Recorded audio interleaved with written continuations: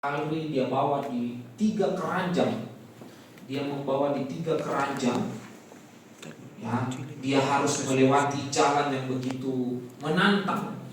Dari rumahnya hingga sampai ke pasar itu melewati jalan raya.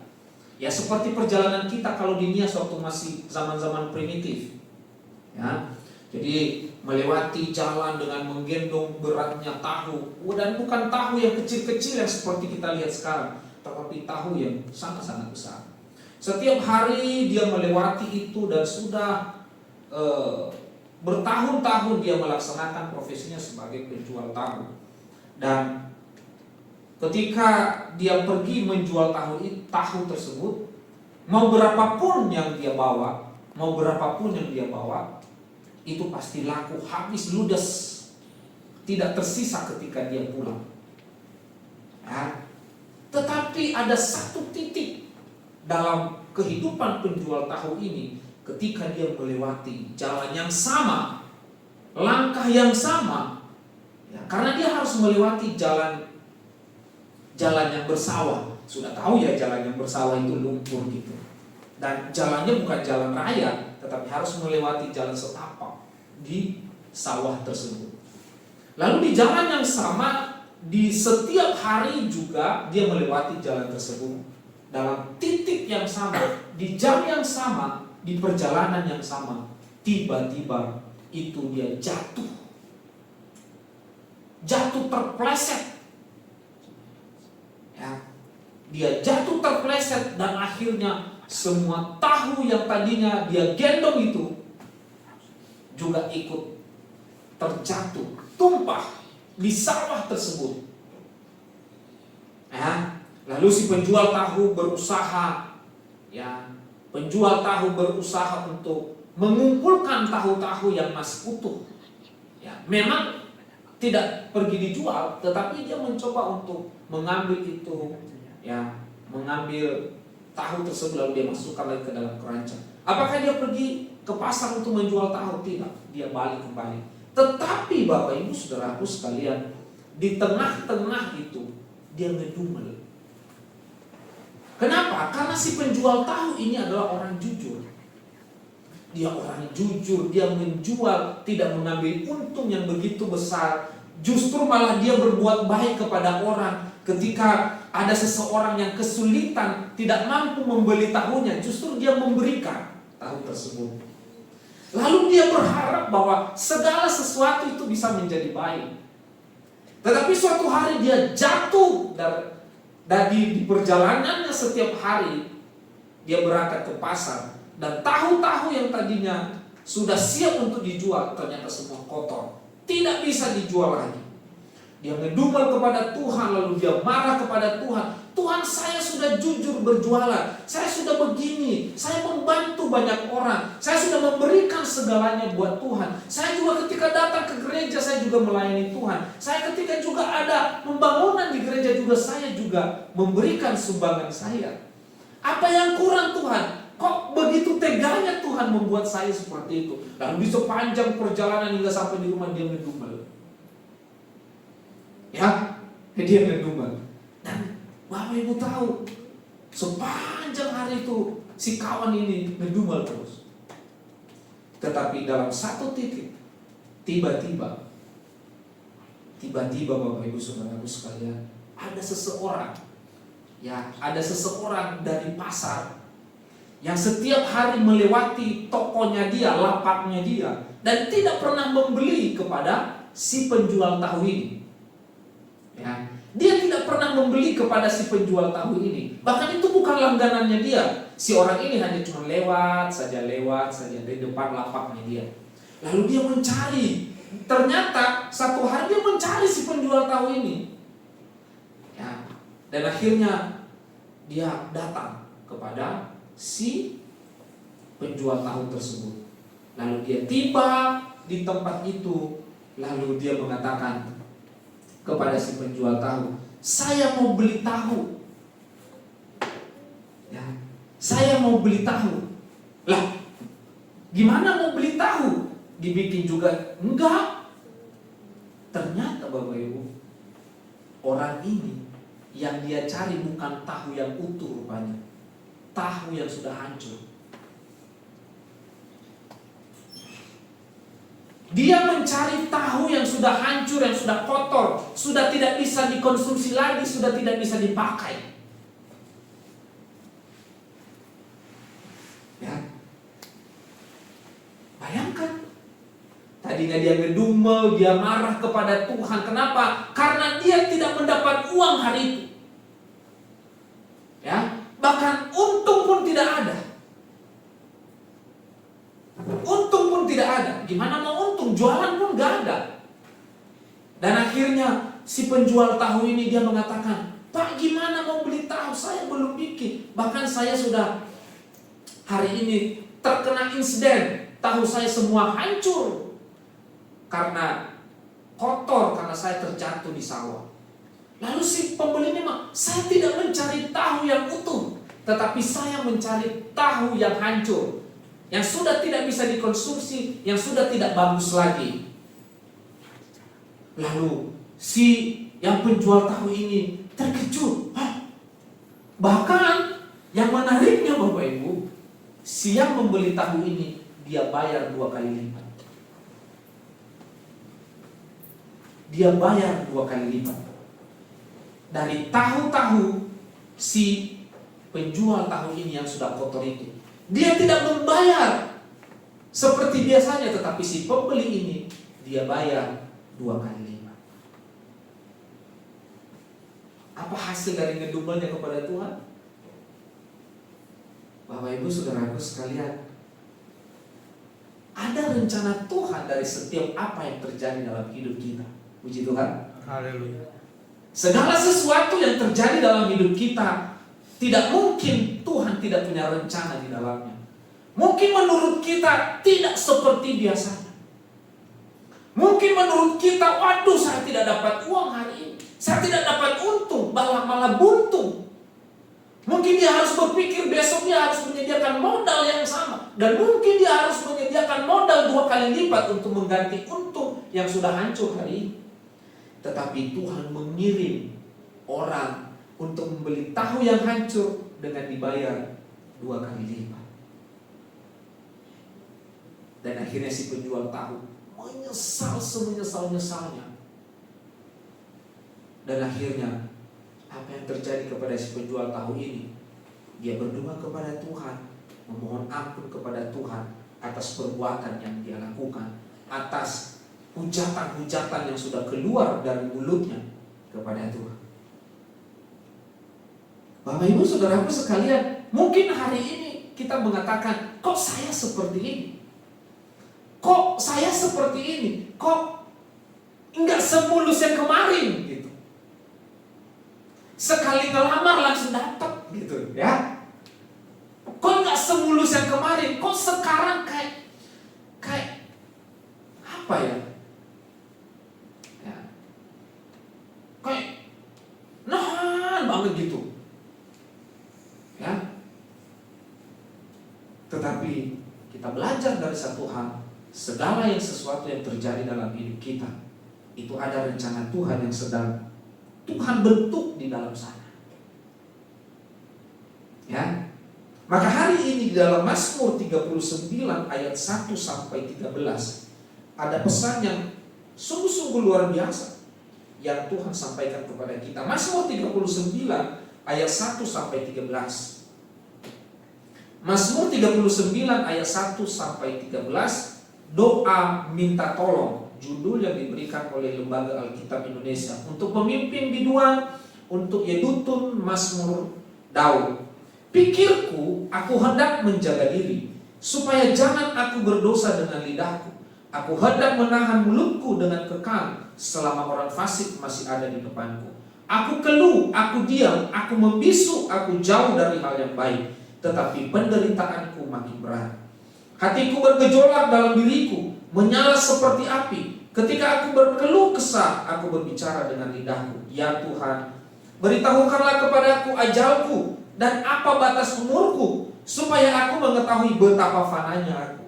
Sungguh hanya beberapa telempap saja kau tentukan umurku. Bagimu hidupku seperti sesuatu yang hampa. Ya, setiap manusia hanyalah kesia-siaan.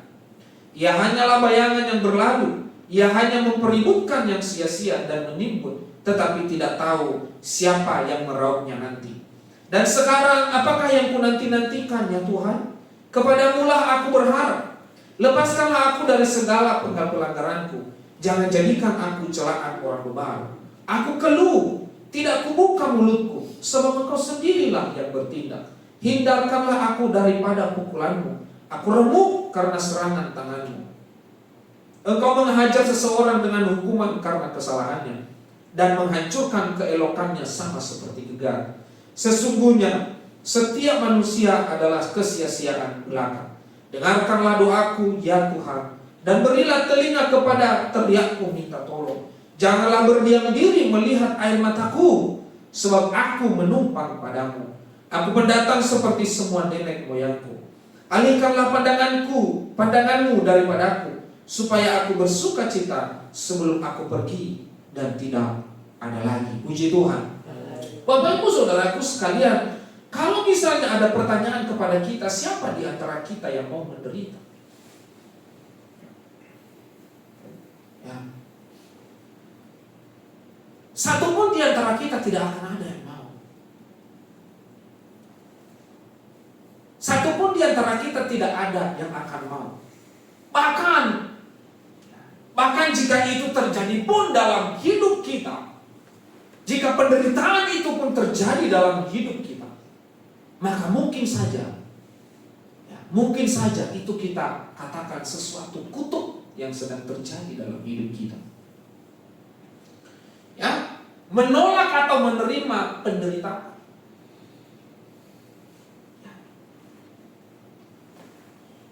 Ada banyak orang sekali mengatakan bahwa tantangan pergumulan kita itu adalah penderitaan. Bukan penderitaan itulah yang menjadi pergumulan kita. Jangan sampai kita menganggap bahwa yang kita gumulkan itu penderitaan kita. Bukan. Sebenarnya yang perlu kita gumulkan itu adalah cara saya menghadapinya. Cara saya merespon. Itulah yang perlu kita pergumulkan.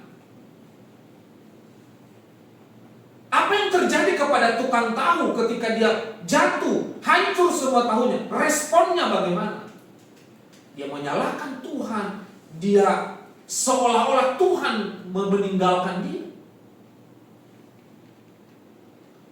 Maka sebenarnya inti dari sebuah penderitaan adalah bukan hasilnya, tapi bagaimana saya merespon penderitaan itu.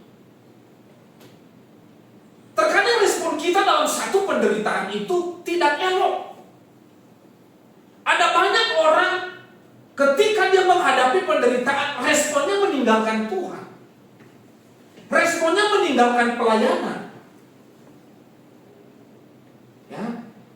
Ada banyak ketika orang kehilangan semuanya, kehilangan sesuatu dalam hidupnya, maka responnya menjadi respon yang tidak sesuai dengan kehendak Tuhan. Maka pergumulan yang sebenarnya adalah respon. Orang semua bisa menderita. Semua orang di dalam dunia ini punya penderitaan yang berbeda-beda. Ada penderitaan yang mungkin sampai kepada titik paling terendah, bukan nol lagi, titik terendah minus. Ada orang yang juga punya penderitaan sudah ada di titik paling puncak, tapi plus-plus penderitaannya. Tetapi semua penderitaan yang kita hadapi dalam hidup kita setiap hari bukan masalah penderitaannya, bukan masalah itemnya, bukan masalah objek penderitaannya, tetapi pergumulan yang perlu kita hadapi di sana adalah responku, respon kita. Bagaimana kita menghadapi penderitaan itu? Sudahkah respon kita baik? Sudahkah respon kita menerima penderitaan itu? Kita respon dengan respon yang baik? Sudahkah ketika kita menerima penderitaan itu, sudahkah kita mengatakan, Thank you God. Praise the Lord. Ya.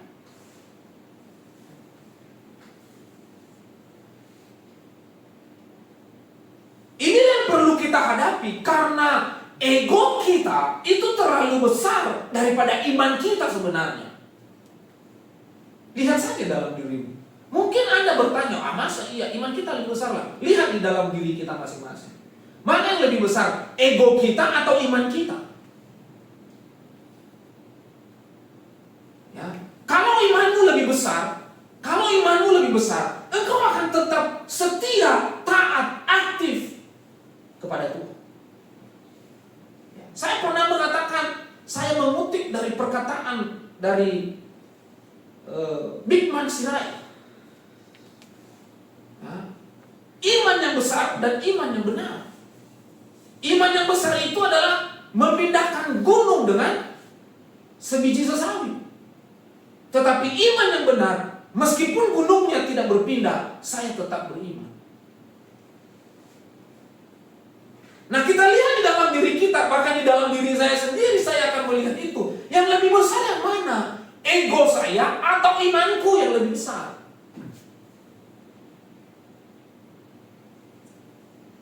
Kalau misalnya iman kita yang lebih besar, apapun penderitaannya, apapun itu, apapun tekanannya, kita akan tetap mengatakan, puji Tuhan, haleluya. Karena kenapa? Imanku lebih besar daripada penderitaan. Amin. Susah kalau udah begini. Khotbah-khotbah begini nih susah. Tapi coba kalau misalnya, kalau kau percaya kepada Tuhan, maka kau akan diberkati berlimpah-limpah. Engkau tidak akan kekurangan. Amin.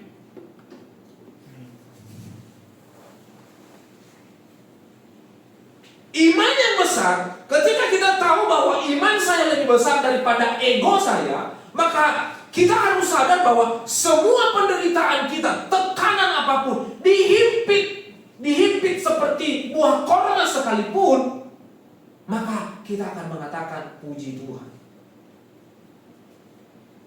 Karena kenapa? Imanku lebih besar. Tapi kalau sudah ego kita paling besar, ya, kalau sudah ego kita paling besar, kita akan mengatakan gereja tidak punya kontribusi bagi keluarga. Pasti begitu. Emangnya apa kontribusi mereka? Emangnya apa kontribusi, ya? Emangnya apa kontribusi jemaat bagi saya sebagai pendeta, sebagai gembala? Apa kontribusi mereka? Nggak punya kontribusi apa-apa. Lagi ngapain juga saya layani mereka? Nah, ini ketika kita mendahulukan ego daripada iman, lalu mulailah muncul semua regulasi-regulasi yang seperti ini. Tetapi ketika kita mengatakan bahwa imanku yang lebih besar, jemaat nggak ke gereja pun, ayo kita samperin. Kita tidak perlu lagi mengatakan, nggak pernah datang ke gereja, ngapain sih? Ngapain sih capek-capek? Ngapain sih kita harus melayani dia? Nggak apa-apa, karena tugas kita adalah melayani. Ya. Dulu di beberapa gereja saya pelayanan, bahkan ada jemaat yang tidak pernah bergereja di gereja kami layani, kami baptis, kami nikahkan mereka. Dan puji Tuhan, ketika mereka dibaptis, ketika mereka sudah diresmikan, sudah menikah, jadi jemaat? Enggak tahu entah kemana liarnya sekarang. Ya. Dulu ada yang pernah kami nikahkan, rumahnya di Cikarang. Dan akhirnya 2 kali 3 kali udah gak pernah datang lagi. Ada lagi seorang yang muda, ya, karena yang satunya ceweknya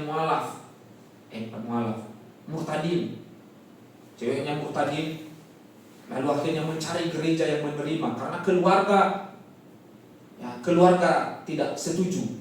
Lalu mereka mencari tempat, akhirnya kami nikahkan. Ya. Mereka beribadah hanya selama masa katekisasi. Lalu setelah itu sudah nikah, sudah resmi, sudah tumpang tangan, dan akhirnya setelah itu puji Tuhan. Ya. Tetapi bersama dengan gembala saat itu kami hanya mengatakan kita harus melayani mereka, karena gereja itu adalah tempat mereka mendapatkan anugerah.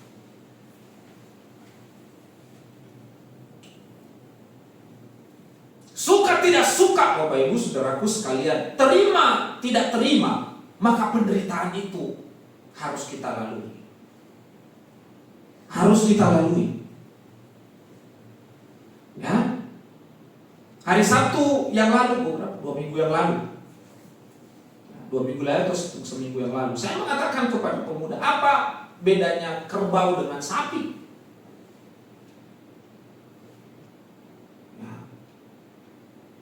Kerbau dan sapi itu ada di di kelas yang sama. Ya. Mereka ada di komunitas yang sama. Ada di komunitas yang sama tapi sukunya berbeda. Yang satu suku kerbau, yang satu suku sapi. Ya. Tetapi kerbau dan sapi ini punya insting yang sama. Instingnya apa? Ketika ada badai, mereka punya insting yang sama. Tapi responnya berbeda. Ya. Ketika ada badai, ya badai apa namanya itu? Apa? Puting beliung atau apalah. Ketika ada angin puting beliung, ada badai yang sedang menghadapi. Dua-duanya ini tahu. Punya insting apa yang harus mereka lakukan. Tetapi ketika badai puting beliung itu datang, responnya yang harus kita lihat. Apa yang dilakukan sapi? Dia kabur, dia balik kanan, dia membelakangi puting beliung itu, dia lari sekencang-kencangnya. Apa yang dilakukan kerbau? Nyamperin. Dia datangin tuh badai. Ya. Badai itu dia datangin, justru dia lari sekencang-kencangnya untuk menghadapi si badai itu.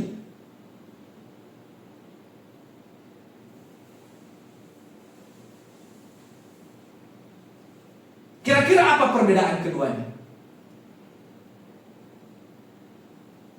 Si kerbau ketika dia lari menghadapi puting beliung, dia lewat kan?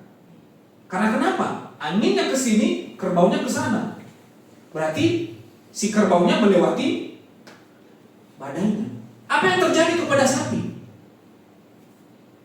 Ketika dia lari menghindari badai, akhirnya apa yang terjadi kepada sapi? Capek, lemes, letoy, akhirnya tidak punya kekuatan lagi, badai membawa dia. Dan akhirnya dia mati. Kerbau selamat. Itu yang saya katakan bahwa bukan penderitaannya, bukan badainya. Bukan badai itu. Terkadang tuh kita seperti itu. Ada badai, badai nih.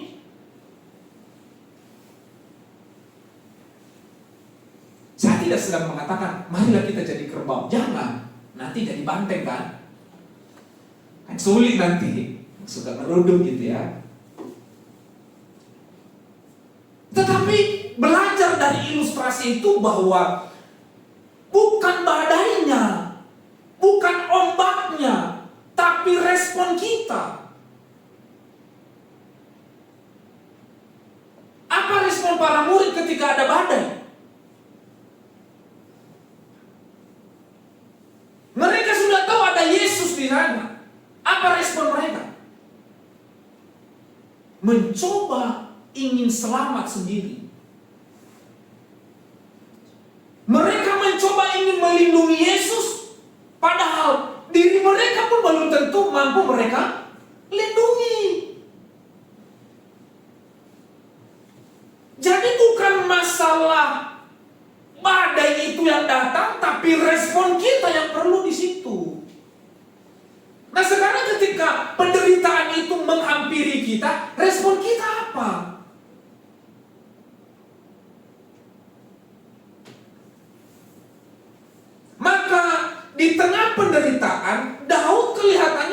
pegang janjinya kepada Tuhan, nggak mau bicara. Dia nggak mau bicara, dia mau diam, dia mau mengekang mulutnya, dia mau mengekang lidahnya, nggak mau nyalahin Tuhan.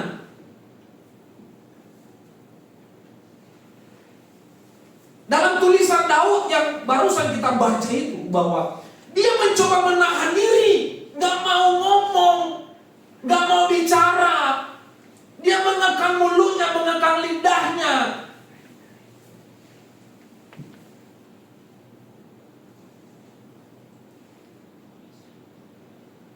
Dan akhirnya, apapun yang terjadi, kita juga harus ngomong kepada Tuhan.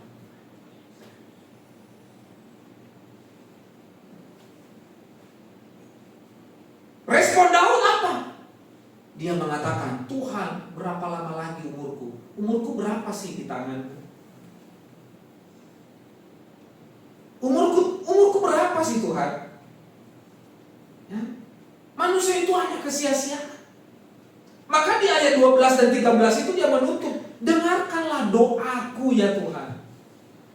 Di ayat 1 sampai 13 itu tidak ada sedikit pun Daud itu menyalahkan Tuhan.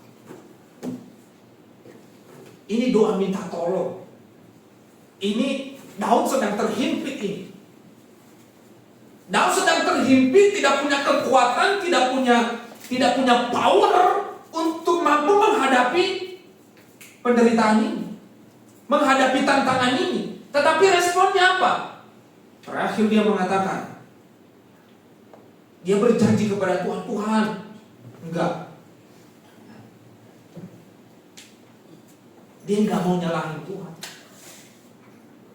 Tetapi dalam kondisi keadaan yang sedang menghimpit Daud, hanya satu yang dia katakan kepada Tuhan. Dalam sudut pandang bahwa Tuhan, aku ini bukan siapa-siapa. Bisa saja dalam sekejap engkau bisa mengambil hidupku. Bisa saja dalam sekejap umurku engkau perpendek. Tetapi Tuhan, permohonanku, dengarlah doaku ya Tuhan.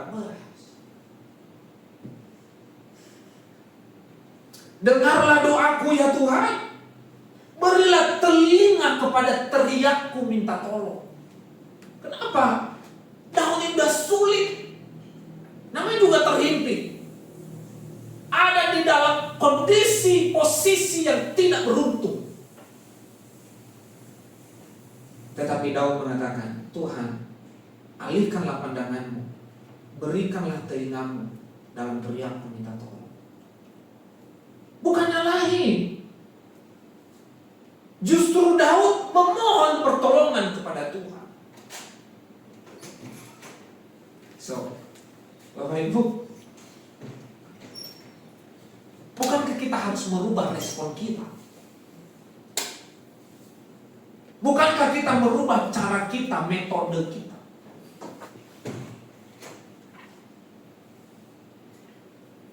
Mungkin 2 tahun lalu, 3 tahun lalu, 4 tahun lalu tidak selancar tahun ini.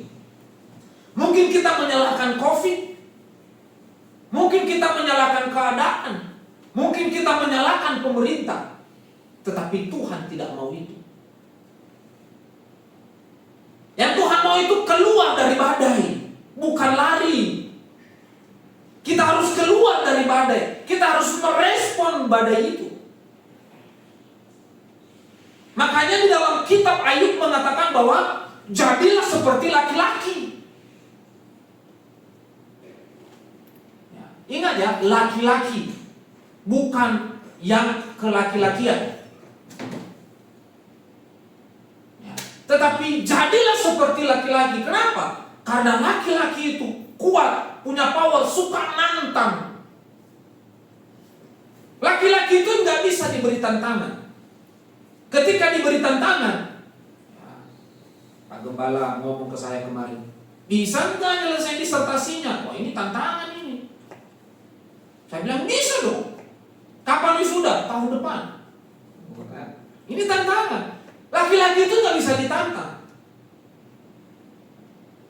Makanya Ayub mengatakan jadilah seperti laki-laki. Karena laki-laki suka dengan tantangan.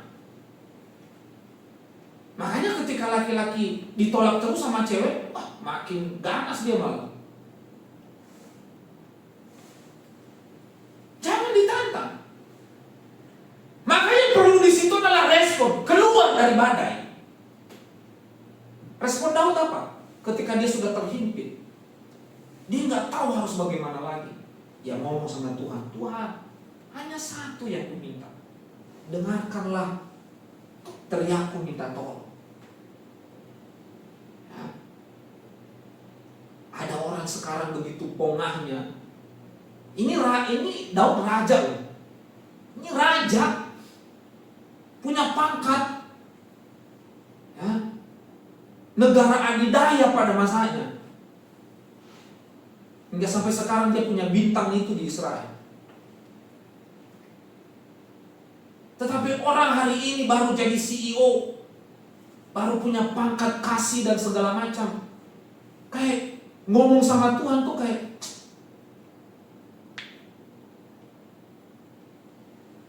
nah respon kita,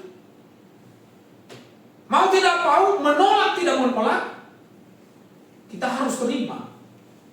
Ya, seolah-olah Tuhan itu otoriter, tetapi sebenarnya kita harus menerima itu, karena itu tugas kita. Karena kita harus tahu bagaimana konsep mengikut Tuhan ini. Bapak Ibu Saudaraku sekalian, iman yang besar dan iman yang benar, itu dua hal yang berbeda. Dan buat saya, kata-kata Pak Bigman Sirait itu berkesan. Sebelum dia meninggal, gak lama setelah itu dia meninggal, dia berpesan kepada siapapun yang mendengarkan, kepada jemaatnya, itu kali terakhir dia sudah duduk di kursi roda. Dia mengatakan di hadapan jemaatnya yang banyak, ya, di GKRI, saya lupa lagi, gereja reformasi loh. Dia mengatakan kepada jemaatnya, kalian harus punya iman yang besar, kalian juga harus punya iman yang benar. Karena kenapa? Tidak cukup hanya iman yang besar, tapi kita harus iman. Kita juga harus punya iman yang benar. Kalau kita hanya punya iman yang besar, kita menjadi belagu, sombong. Tapi kalau kita punya iman yang benar, apapun yang terjadi, ya seperti lagu kita tadi, apapun yang terjadi dalam hidupku ini, tak pernah kuragukan kasih Tuhan. Jadi Bapak Ibu Saudaraku sekalian, apapun penderitaan kita, apapun kesulitan kita, apapun himpitan hidup kita, apapun tekanan hidup kita, yang perlu kita gumulkan adalah respon.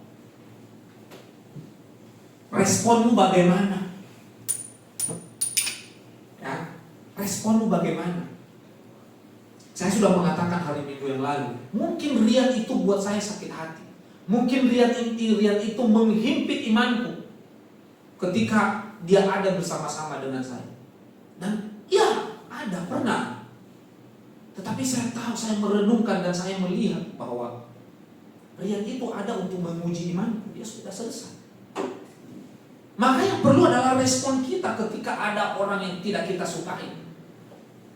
Ya, mungkin Pak Gembala kehadiran saya dia nggak suka gitu. Karena kenapa? Mungkin selalu tidak setuju dengan apa yang dia sampaikan. Mungkin selalu membantah apa yang dia sampaikan. Ya, tetapi yang perlu di sana adalah respon.